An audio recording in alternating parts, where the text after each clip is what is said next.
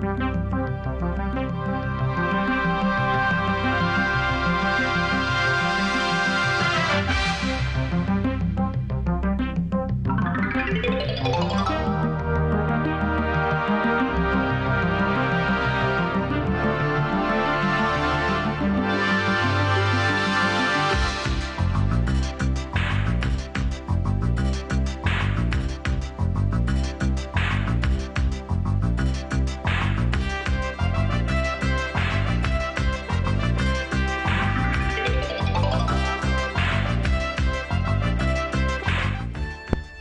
there. Welcome to Speaking of Business. I'm your host, Nancy Boyle. And today we're going to be talking about nonprofit organizations. How do they raise money? How do they grow? So joining me are Kevin Monahan with the Small Business Development Center and Brian Smith and Lawrence Trainer with Think LLC. So welcome, gentlemen. Good to be here. I think let's just set the stage, and we'll start with you, Kevin, and kind of tell us a little bit about what each one of you does, and then we'll kind of get into the whole nonprofit arena. Well, I'm Kevin Monahan. I'm Special Projects Director with the Small Business Development Center at the University of North Florida. And we've had some previous shows talking about nonprofits before, as you well know.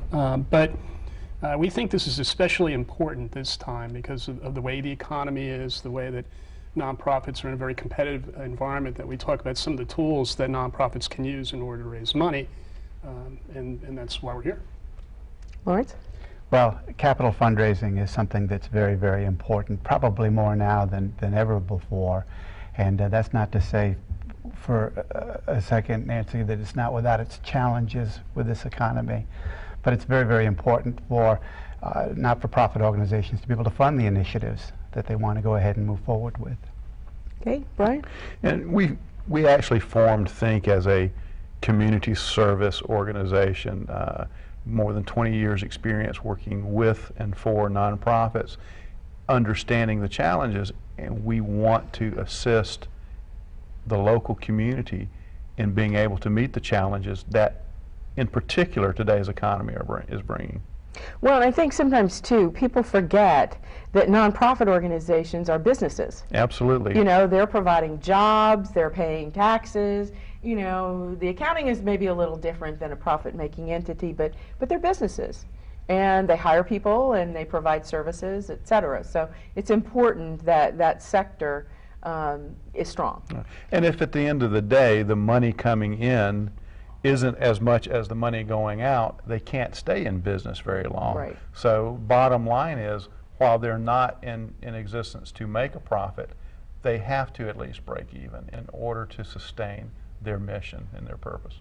They have to think like a business. That's the most important thing. And I think that's one of the things that we've been seeing over the years that's changed so significantly. There was a not-for-profit mentality, if you will, an attitude, and a for-profit. And what we're seeing is there's no longer a line. Not-for-profits are must think like for-profit organizations. Well, and I think most nonprofit, well, a lot of nonprofit organizations get started because somebody has a passion to provide some sort of service to help somebody else. Mm-hmm. And it may not be that they have expertise in running a business, but they have a passion about what it is that the mission of the organization is. And just like for-profits, we have people who are passionate about their idea when they come in and want to start a for-profit. But you know, it's very complex to start a successful nonprofit today, and it's also complex to keep one going. You have a scenario historically where government invited nonprofits in. They were slowly starting to ease their way out of the hard line community services, feeding programs, medical programs, community rehabilitation, things like that. And the government dangled money in front of these nonprofits to do that job for them, so to speak. And while they were always a little bit of a player, they were leaving it more or less to the funded nonprofits to do that. Well, things have changed. You know what's going on in budgets all over the country right now. They're withdrawing, and who's left up on shore are the nonprofits without the kind of funding they need. Further, a lot of nonprofits who have individuals who were passionate about the idea may have been a sole funder of the nonprofit. They didn't have to worry about it. They either got the same grants or they had the same benefactors over the years, and that goes away too. And so because these nonprofits did not diversify their revenue stream, they find themselves in a jam. And so they've got to explore new ways and new ideas of continuing the mission. And let's talk about those various revenue streams. And Kevin, I'm going to start with you because I'm going to focus with Brian and Lori on the whole capital campaign things. But as a nonprofit organization, you're providing a service. Typically, it's free.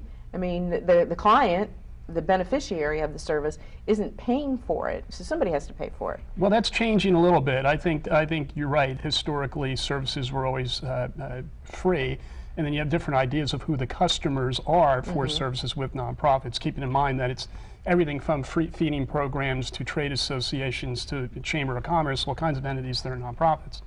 So nowadays you see nonprofits trying to create something of value that can be sold in the rest of the community. A child care center that is that is created next to a large corporation, for example. It's a nonprofit, but they're taking care of the corporate workers' children and are making money doing that. And what does that do? That subsidizes the people in the neighborhood who couldn't pay for child care. You know, it's that sort of thing.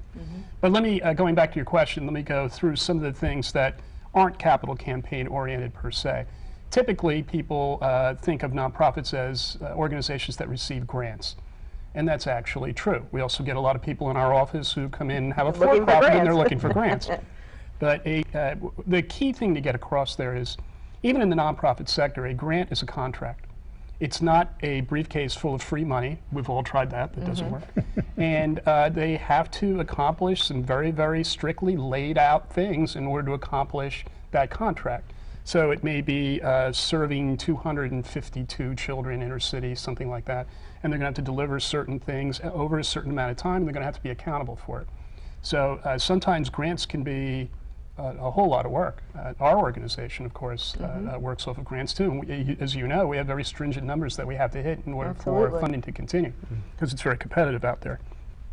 Secondly, you have discretionary donors. That's the average person who may want to contribute money to an organization. They have some extra money and they want to help out the organization. Then you have sponsors, and you can have all kinds of sponsors, but we could have corporate sponsors, for example, who are backing either a single event or a program or overall. As you know, nonprofits have increasingly gotten invitations to link with corporations nationwide, because corporations that link with nonprofits do very well publicity-wise doing that. So you see a lot of that out there too. Then there are endowments, which is kind of a controlled donation. If I made an endowment to the SBDC, I could give you an endowment for $50,000, but that doesn't mean that you have access to $50,000. You have access to the interest that it makes. I'm trying to make sure that you can't get your hands on all of it, but that something good is going to happen as a result of that. So those are some examples of the things, of the revenue streams. And again, earned income. I mean, having programs like the Child Care Center next to the corporation that I was talking about, that earn money as well. And just like in a for-profit business, the revenue stream has certain expectations and certain conditions attached, whether it's a grant, whether it is a contribution, an investment. Just like the customer buying a product from a business, there's a certain contract that takes place. There's an understanding and a set of expectations. Same holds true in a not-for-profit world.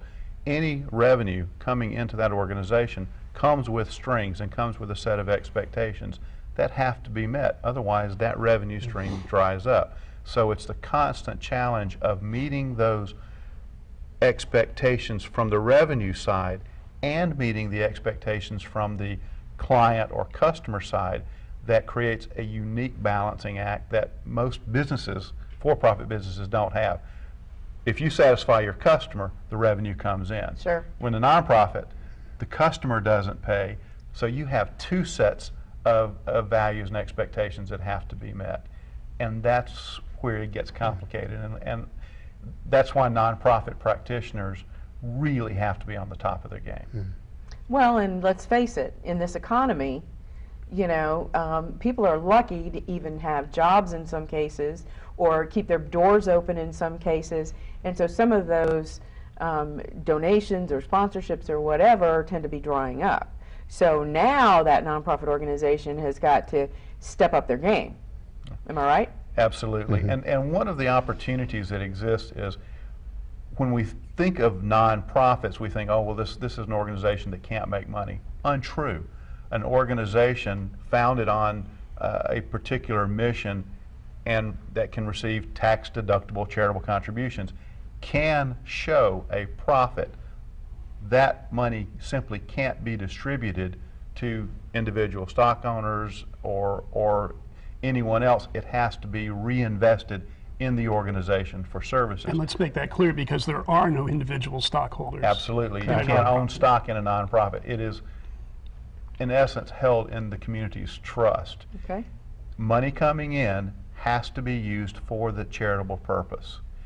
But that doesn't mean that at the end of the year you can't have excess revenue over expenses. You roll that over, reinvest it, improve, enhance.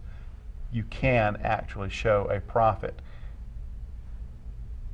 with some caveats Sure, to that. sure. But at the end of the year, you better be at break even or better. Otherwise, you can't sustain. Well, you the certainly don't want to have a organization. minus. Yeah. Well, Well, well, Yeah. that has happened, and going forward, you're going to find, because of the lessons learned in this economy, and we're all learning lessons in this economy, you're going to find that more and more nonprofits, the ones that are still around, Nancy, are going to hold money in reserve. They're going to build up a nest egg to make sure that when they have uneven revenues or funding dries up, or the economy takes a dive, or there's a bumpy patch, they're going to have something to keep them going, to get them through Which this. just makes good business sense. Sure. Absolutely. Well, let's talk about capital campaigns, okay? I mean, Kevin has mentioned donations and endowments and things of that nature, and certainly we all know about the fundraisers, the golf tournaments, the bowling tournaments, things of that nature. But is there, I mean, we're talking about capital campaigns, and then I've also heard the term major gifts. Are they one and the same? What's the difference? How does it work? A capital campaign is sustained by major gifts, but Okay. you don't have to have a capital campaign in order to solicit or receive major gifts. Essentially, a capital campaign is a planned, concerted effort to raise capital for a specific purpose. Okay. There's a misconception that capital campaign means a building campaign, that Okay. that's what the capital asset that's being created. Not necessarily. A building campaign can be a capital campaign, an endowment campaign can be or a new initiative or new program can have a capital campaign. It's raising the capital for that specific Okay. project. And it's done through individual contributions for the most part. You can include grants, you can include other sources of revenue in the total mix, but most of the money is going to come from an individual gift or investment in that organization, in that project. Collectively, nationwide, 80% of all funding for nonprofits comes from individuals. Okay. Grants, government, corporate sponsorships combined make up the remaining 20%, but 80% come from individuals. And it's how do you secure that type of revenue from an individual? And that's what a capital campaign does. It focuses on each individual as a special initiative or a special solicitation. How do you make the request? How do you prepare for the request? And understand that they have expectations that have to be met in order to get that type of investment in the organization. And that's what a capital campaign is. It starts with a very strong planning process. You don't go into this willy-nilly. You have a very strong planning process. You create that business case Okay. that this is what we're planning on doing. This is what our expected results will be, and the benefit that the community will see, the benefit that you as an individual or you as a business will see, and we're making the case for you to invest in this. Return on The investment. return on investment is a critical part of what we develop with a capital campaign, to show an individual, to show a corporation, to show a foundation that this is what you should expect to see from your investment. Not necessarily that you're going to get a financial windfall from this, but that your values, your expectations, this is what we're going to be able to accomplish with your investment. Dollar for dollar, this is what your investment pays for. And that's important. In today's economy, certainly, no one is throwing money out the door. There's no giveaways. That set of expectations is real and has to be met. And it has to be understood up front. It's not something that you negotiate at the back end. You understand that up front. So a capital campaign is really a comprehensive, well-conceived, well-executed plan to secure major gift or major investments for an organization's special initiatives. So what's considered a major gift? I mean, we're talking $1,000 and above, or where's the line there? If I need to raise $20 million, Okay, a major gift may be $2 million, I gotcha. Okay. or $100,000 or $200,000. If I need to raise $25,000, a major gift may be $500. Okay, I It's see. It really depends relative. It's Okay. relative to the goal and relative to that organization's Okay. needs and expectations. What is it that you want to accomplish? Every organization is unique and every campaign is going to be unique. That's why you don't do a one-size-fits-all plan, you don't do a one-size-fits-all format. It has to be customized to that individual organization, the initiative that's involved, the donors and investors that are going to be involved. Everything has to be customized for those unique circumstances. And Lori, that's why you do feasibility studies. Well, exactly. That speaks specifically to why the feasibility study is so very important, Nancy. What the feasibility study does is we go out and we talk to the constituents of the not-for-profit organization. And we do this in a way where they're able to give us feedback and tell us, and we test different funding, different opportunities, if you will, with the constituents. But the purpose of the feasibility study is to determine how much money is there actually out there. And what do the constituents think about, perhaps, if it is going toward maybe a new building or something like that? What do they think about this? So it's very, very important to get their opinions as well. And you get a lot of information about the organization from the people that you're going to be seeking support from. They can tell you that, yes, we love this organization. They have tremendous credibility with me and with the people that I know. But if it comes back, there's some problems here. That's a valuable piece Sure, of you information need to to have correct as that. well. So it gives you an opportunity to make those corrections, to make those adjustments, because you're not going to have a successful fundraising effort if you've got those negatives that are out there that you haven't addressed. So the feasibility study is really a tool for the organization to determine their level of support, the extent of their support, and what issues may be out there that they need to address. So you kind of show the community perception, warts and all, and give the organization the opportunity to make the adjustments, to make decisions, and ultimately it becomes a decision-making tool. Okay, so let's, Laura, if you will, just kind of walk us through. Well, before I do, Okay. one of the things that it speaks to, that it's so important, Brian and I know that when we're talking to an organization about doing a capital fundraising campaign, one of the questions that we always ask, and it's so important, is how strong is your board? Tell us about your board membership. Tell us about the board members. And it's funny, Nancy, but it seems to be that the stronger the board, the more opportunity we have for success. When there's a weak board, and when I say a weak board, a board that just doesn't really care that much about the organization, then we really know we've got our work cut out for us. Oftentimes, we just know that it's just not going to work. So the most important thing is to work with a company where their board takes pride, takes ownership, and once they do that, then we're off to a great start. And the credibility of the organization, in many cases, is the credibility of the leadership.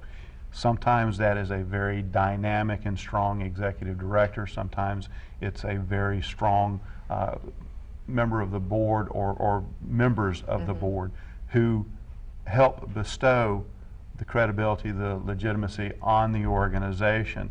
That's extremely important. And if an organization doesn't have strong leadership, it's not going to have a successful campaign. Doesn't mean that you can't recruit and get the type of leadership that you need, but it is essential if you're going to be successful in fundraising. Kevin, I want to ask this question to you since we're talking about boards, because one of the things that you're working with when you're working with the nonprofits, I guess this is really a question, is that board development and finding the right people to be on the board. Is that correct? I'm glad you asked that because I wanted to clear that up for the audience. They may not understand what the board role is in a nonprofit anyway. And of course, going back to what Brian said, with the community more or less owning the nonprofit, that's kind of the relationship that's created. The board are the guiding people that do the day-to-day, not the day-to-day, but do the overall planning and guidance for which way that the mission is going to be accomplished and how they're going to proceed. The executive director and the staff do the day-to-day things. So in working with nonprofits, certainly we do strategic planning. We do board development all the time. There's really 3 phases of a board. You have an organizing board, and that's where you as the founder are happy that anybody is showing up, and you're just trying to get things off the ground. As time goes on, you're hoping to develop them through training and through your own efforts into what we would call an organizational board, where they're actually starting to do some of the governing that is important. They're breaking into committees. There's a strategic plan in place. They're working on outside things, and they're dabbling in fundraising because they realize that that's important. The third mature phase, where you know, this is where I imagine you guys like to come in and work with a more mature board that is really a fundraising board, and that is they've been doing fundraising, but they really don't understand the potential of what they have and what they're doing.